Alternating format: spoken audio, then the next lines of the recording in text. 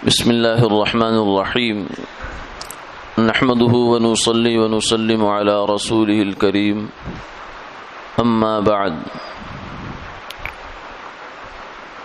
قال النبي صلى الله عليه وسلم من كان آخر كلامه لا إله إلا الله دخل الجنة او كما قال عليه الصلاة والسلام۔ حضور نبی کریم صلی اللہ علیہ وسلم نے ارشاد فرمایا، جس شخص کا آخری کلام لا الہ الا اللہ ہوا وہ جنت میں داخل ہو گیا۔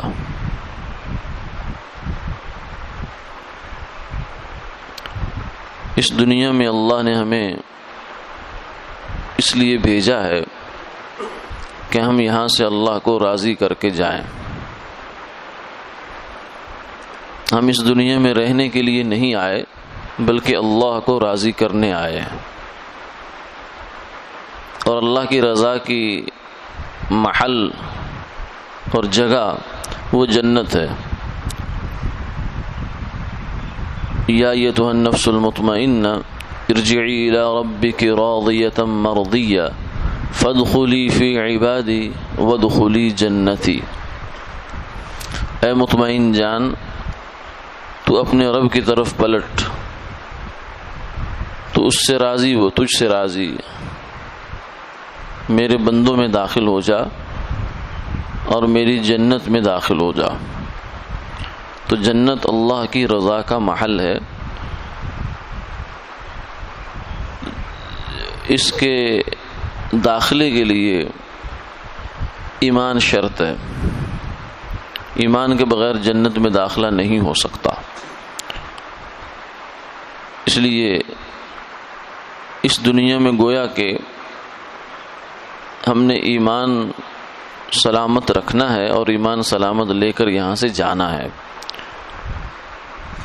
مسلمان ہونا بھی ضروری ہے لیکن مسلمان مرنا زیادہ ضروری ہے۔ یا ایھا الذین آمنوا اتقوا اللہ حق تقاتہ ولا تموتن الا وانتم مسلمون۔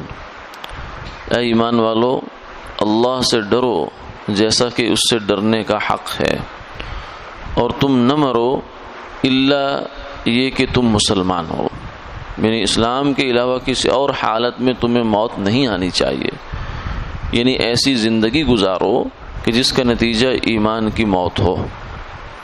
علماء نے لکھا ہے بہت سے وہ کام جن کی وجہ سے انسان کو مرتے ہوئے کلمہ نصیب ہوتا ہے، جن میں سے ایک مسواک ہے، سنت کا اتباع ہے، اور بھی کافی ساری نیکیاں ہیں جن کے کرنے سے امید ہوتی ہے، قرآن پاک کی تلاوت ہے، کثرت سے کی جائے اگر،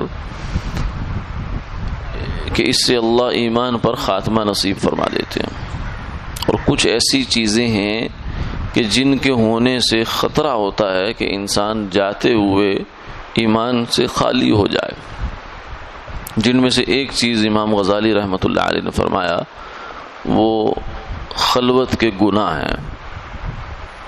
یعنی انسان لوگوں کے سامنے دیندار ہے، تقوی والا ہے، پرہیزگار ہے، لیکن اس کی خلوت گندی ہے، گناہوں سے لتھڑی ہوئی ہے، گناہوں سے محفوظ نہیں ہے، لوگوں کے سامنے کچھ اور، خلوت میں کچھ اور۔ بہت مشکل ہے بچنا بادہ گلگوں سے خلوت میں، بہت آسان ہے یاروں میں معاذ اللہ کہہ دینا۔ لوگوں کے سامنے شراب کا ذکر آئے تو معاذ اللہ کہہ دینا، اور اپنی خلوت میں اسے پینا، یہ دوہرا معیار ہے۔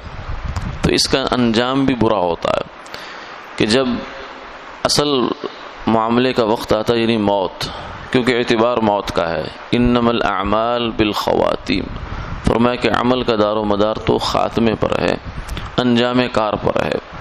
اگر ایک آدمی نے گھڑا بھر کے لایا پانی کا کنویں سے دور دراز سے، گھر کی دہلیز پر پہنچ کر پاؤں پھسلا اور گھڑا نیچے گرا، گھڑا بھی ٹوٹ گیا، پانی بھی ضائع ہو گیا، تو یہ اتنی ساری محنت اور مشقت کسی کام کی نہیں ہے۔ اسی طریقے سے ساری زندگی انسان ایمان والوں میں شامل رہے، نماز روزہ بھی کرتا رہے، اور جاتے ہوئے ایمان سے خالی چلا جائے تو اس سے بڑی محرومی کیا ہے۔